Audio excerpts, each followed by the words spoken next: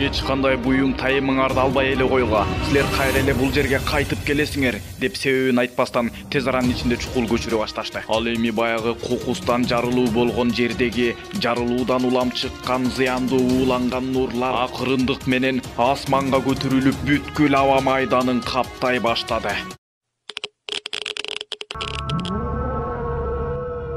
Ооба, чындыгында эле кулакка жагымсыз болуп, өтө кандайдыр бир коркунучтуу үндү угууга болот. Бирок бул видеодо биз силерди коркутайлы деген ниетибиз жок. Анткени бул чыныгы болгон окуя, эч кандай фантастикалык кино үзүндүлөрдөн силерге мазмундарды бөлүп көрсөтүп аткан жерибиз жок. Ал эми кылдаттык менен мына бул шаардагы ар бир үйлөрдү карай турган болсок, бул жерден чымындын ызылдаганын дагы угууга болбойт. Себеби дегенде кудум эле бир ааламаттан кийин эле ушул айылдын тургундары үйлөрүн таштап чыгып кеткен сыяктуу. Же болбосо кандайдыр бир ааламаттын айынан бул шаардын жашоочулары жок болуп кеткендей. Мына карагылачы. Бул жер өзүнөн өзү эле мына ушундай өкүнүчтүү абалга, аянычтуу абалга түшүп калган жери жок. Бул жерде дагы качандыр бир кезде биз сыяктуу эле, азыркы жашап жаткан шаарлар сыяктуу эле элдердин баарысы өз оокатын кылып, күнүмдүк жашоолорун кечип келишчү.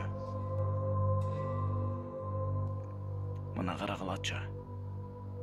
Эгерде бул жактарды карай турган болсок, бул жерден алыстан караганда эле балдардын бала бакчасы көрүнөт. Ал жерде балдар бактылуу абалда ойноп күлүп каткырышып, айланчыктап жүрүшчү. Мынакей. Ошол кездерде, баары жакшы кезде, балдардын бактылуу каткырык үндөрү шаңгырап чыгып аткан, ойноп күлүп, үй бүлө, ар бир үй бүлө, ата-энелер дагы бири-бири менен бактылуу жашап жүргөн күндөр. Ким ойлоптур, ошол күндөр качандыр бир кезде бүтүп калат деп. Ким ойлоптур, качандыр бир кезде балдар тез аранын ичинде мына ушул жердин баарысын эмне болгонун түшүнбөй эле таштап кетип калат деп. Ким ойлоптур, мына ушул шаарча качандыр бир кезде мына ушундай ээн аянычтуу абалга түшүп бош калат деп. Негизинде башында баары жакшы эле болчу. Ошол кездерде баары жакшы эле. Болгону гана алыстан гана бир кырсык болуп, бир нерсе жарылып кеткен эле. Бирок ал нерсени мынчалык ушунчалык аянычтуу болуп кетет деп эч ким ойлогон эмес. Себеби дегенде, ал жарылуудан кийин көзгө көрүнбөгөн менен, кулакка угулбаганы менен, билинбегени менен, ал жарылган жерден чыккан уулуу заттардын баарысы мына ушул шаарчаны көзгө көрүнбөй тез аранын ичинде каптап кеткен тура. Ал эми бул шаардын тургундары болсо, эч нерсе оюнда жок, беймарал гана жашап жүрө беришкен. Бирок аба ушунчалык ууланып калганын эч ким билген жок. Бир канча убакыттар өткөндөн кийин мына ушул шаарчадагы адамдын жашоочулары кандайдыр бир дем алгандан кыйындыктар сезиле баштады. Бирок андан дагы бир канча убакыттар өттү. Убакыттар өтүп, адамдар өздөрүн бир кызыктай абалда сезе баштады. Эмне болуп атканын эч ким түшүнгөн жок. Мына ушундай көрүнүштөр мына ушул шаарчанын ар бир булуң бурчунда көбөйгөндөн көбөйө баштады. Адамдар кызыктай жаман түштөрдү көргөн аз келгенсип, алардын дем алуулары кыйындап, ооругандан оору эле, өздөрүнчө бир башкача абалда сезе башташты. Бирок ошол кезде баары эле билишчү, алыстан электростанция жарылып кеткенин. Бирок ал жерден мына азыркы күнгө чейин ушул убакка чейин мына ушунчалык даражадагы уулуу заттын абага аралашып мына ушул шаар ичин каптап кеткенин жана ал көпкө кармалып адамдын ден соолугуна зыянын тийгизип жүрө бергендигин эч ким байкаган жок. Себеби дегенде бул нерсени ошол кездеги окумуштуулар, илимпоздор, кандайдыр бир адистер бул нерсени жашырып койгондой абалда туюлду. Ачык айтышкан жок. Ал дагы эч нерсе эмес. Алардын жаман түш көргөнү эч нерсе эмес. Алардын дем алганынын кыйналганы эч нерсе эмес. Алардын ооруй баштаганы ал эч нерсе эмес. Убакыттар өтүп бул шаарда андан дагы коркунучтуу кубулуштар боло баштады.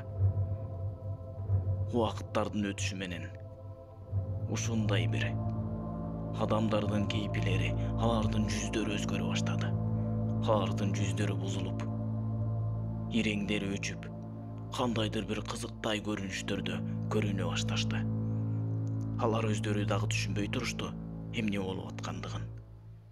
Алар күн сайын өздөрүн күзгүдөн карап, өздөрүнүн көздөрүн карап, менин денем эмне болуп баратат? Менин көздөрүм эмне болуп баратат? Эмне себептен биз бат эле картаюудабыз? Деген ар кандай коркунучтуу кубулуштарды өздөрүнүн денелеринен байкай башташты. Ал дагы эч нерсе эмес. Ал дагы адамдардын өздөрү менен болгон кубулуш. Мындан бир топ убакыттар өтүп кетти. Ушул кубулуштардан кийин эле, бир топ убакыттар өткөндөн кийин эле балалуу болгондордун балдары кызыктай абалда төрөлө баштады. Алардын айтканга ооз барбайт. Аларды көргөнгө көз дагы барбайт. Биз дагы азыр силердин бооруңарды оорутуп, жаныңарды кейитип, ошол төрөлгөн балдардын кейпин көргөзбөй эле коелу. Ансыз деле көргөзбөсөк деле силер баарын түшүнүп отурасыңар деп ойлойм. Мына так ушундай абалда төрөлгөн балдар кызыктай абалда төрөлө баштады. Ушундай бир жан кейиткен, майып абалда төрөлгөн балдар, өтө коркунучтуу балдар төрөлө баштады. Анысы аз келгенсип бул айылдагы жаныбарлардан дагы мына ушундай көрүнүштөр байкала баштады. Жаныбарлар дагы бир башкача болуп өзгөрө баштады. Акырында бул шаарда жапайы жаныбарлар көбөйдү. Жаныбарлар көбөйгөн аз келгенсип, алар кызыктай абалда бири-бири менен кошулгандан кийин бир башкача бир үчүнчү тараптагыдай башкача жаныбарлар, таптакыр, буга чейин көрбөгөн, буга чейин укпаган жаныбарлар дагы төрөлө баштады. Алар мына ушул шаарга тарап кетти. Чупакабра сыяктуу, мындайча айтканда. Бул дагы эч нерсе эмес, бул дагы чет эле. Мен силерге азыр кыска-нуска гана айтуудамын.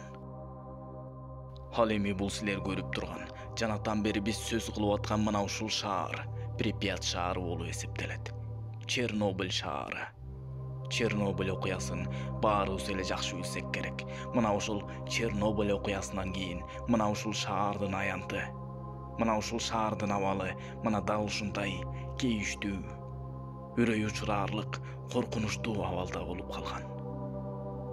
Ошон үчүн бул жердин тургундары таштап кетүүгө аргасыз гана болушкан.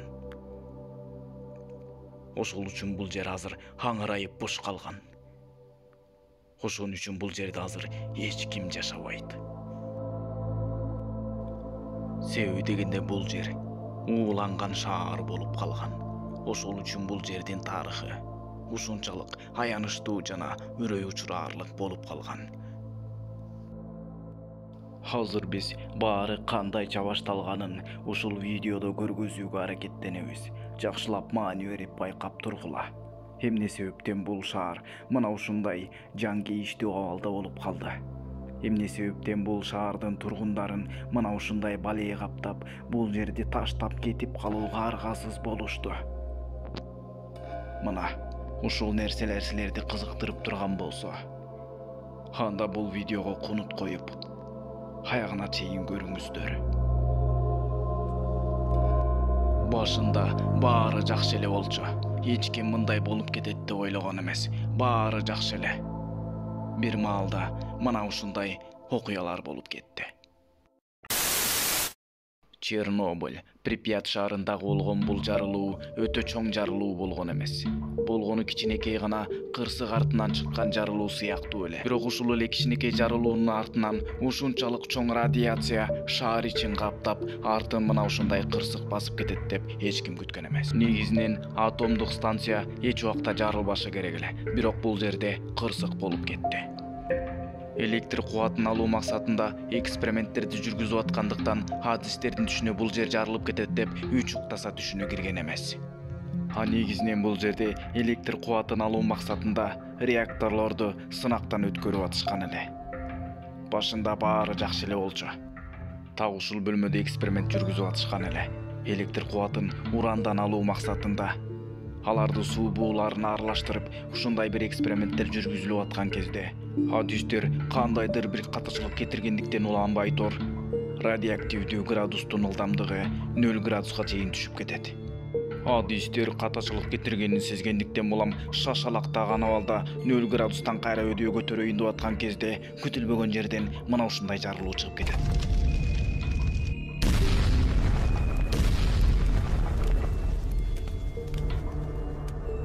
Алло, бул ВЧС экиби? Ооба. Ал жакта эмнелер күйүп атат? 4-корпус жарылып кетти. Өрт өчүргүч кызматкерлерин жана өзгөчө абалды тез аранын ичинде толугу менен жөнөткүлө. Жарылган жерге биринчилерден болуп өрт өчүргүч кызматкерлери келишти. Алар адаттагыдай эле кадимки отторду өчүрүп атабыз деп ойлошкон эле. Бирок алардын атайын коргонуучу кийимдери жок болгондуктан биринчилерден болуп радиоактивдүү ууланган түтүнгө эң биринчилерден ууланып калган мына ушул өрт өчүргүчтөр болду. Алардын баарысы жарылуу артынан чыккан уулуу нурланууга ошол эле замат өлүмгө чейин жеткирүүчү дозада ууланып калышты. Алар жарылган түтүндүн радиоактивдүү ууларына ууланып калгандыктан алар акырындык менен ошол эле замат 1 айга жетпей кыйналган жан кейиштүү абалда денелери чирип ушунчалык кыйынчылык менен жан беришти. Ал эми баягы жарылуу болгон жердин артынан чыккан зыяндуу радиоактивдүү түтүн абага көтөрүлүп бүткүл абага тарап кеткендиктен арты ушунчалык коркунучтуу болуп турду. Бирок бул нерсени эмнегедир дароо ошол замат эч кимге айтышкан жок. Жума 26 апрель 1986 жыл. Припят шаарынын тургундары аба ырайы дагы сонун. Балдар болсо бала бакчасында өздөрүнүн оюндарын ойноп атышат. Адамдар сейил бакта сейилдешип, кээ бирөөсү ойношуп, саякатташып, окууга баргандар окууга барып келип, ал эми жумушка баргандар жумушка барып. Түнкү саат 1-ге чамалап калды. Мына ушул шаардан 3 километр алыс жайгашкан жакта мына ушундай электр кубатын алуу максатында эксперименттерди жүргүзүп атышкан болчу. Жарылуу мына так ушул 4-блоктон чыкты.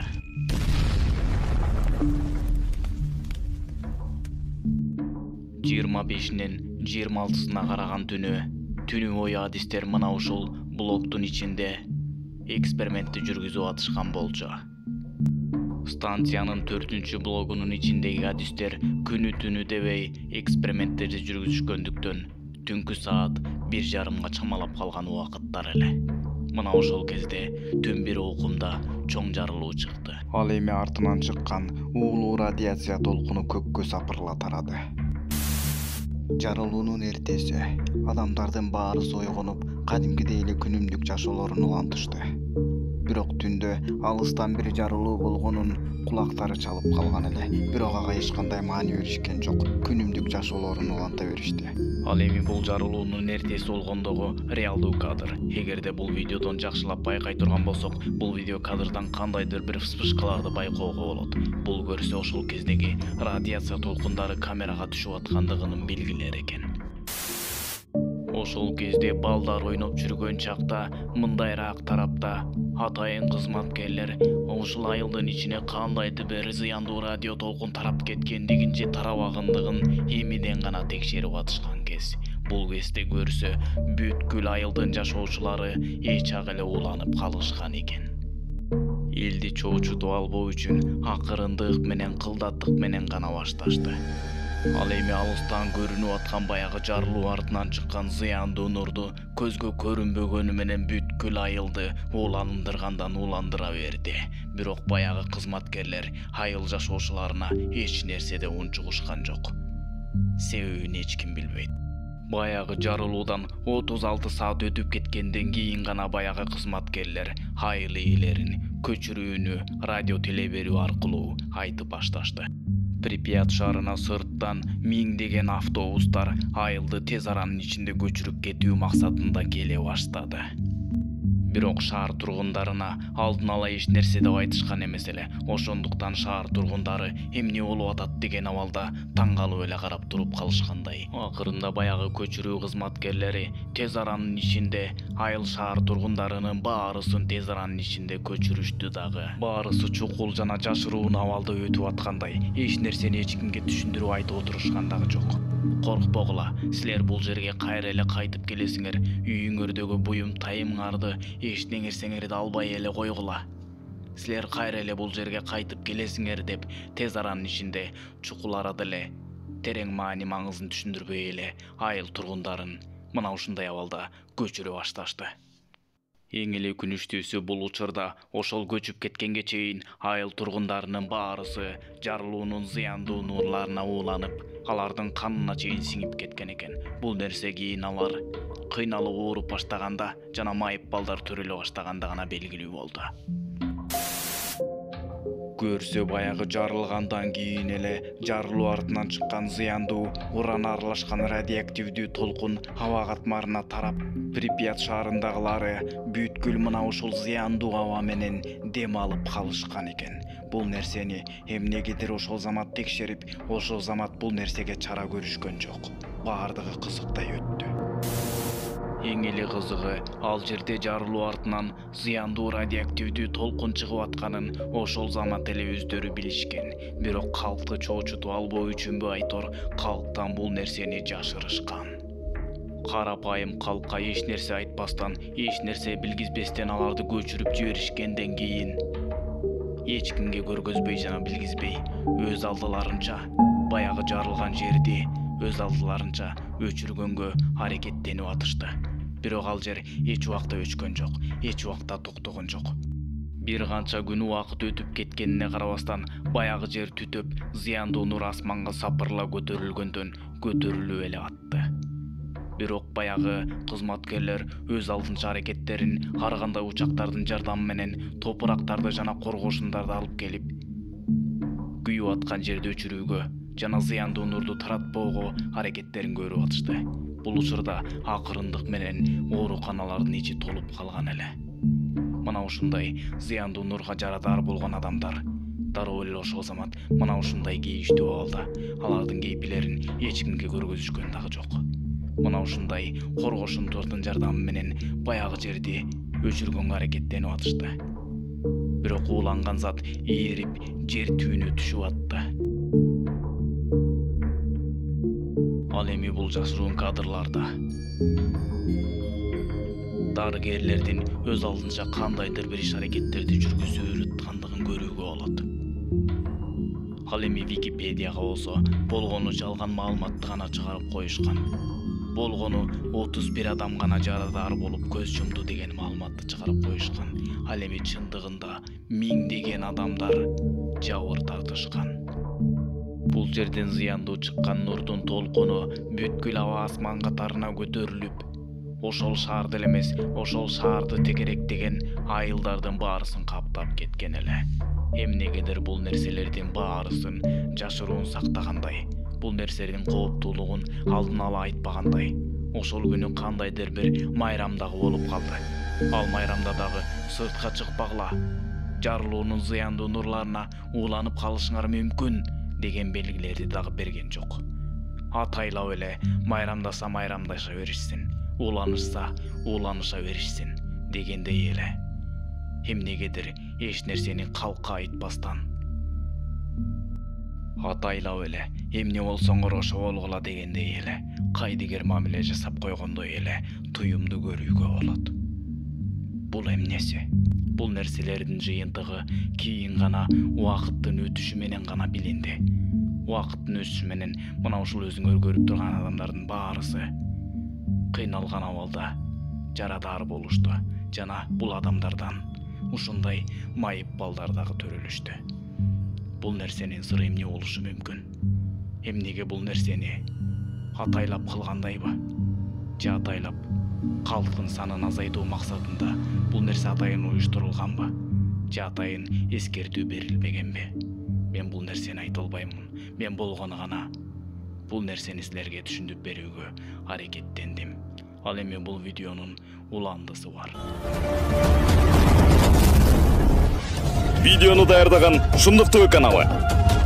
Ал эми бул видеого лайк басып, каналга катталганыңыз үчүн сизге терең ыраазычылык.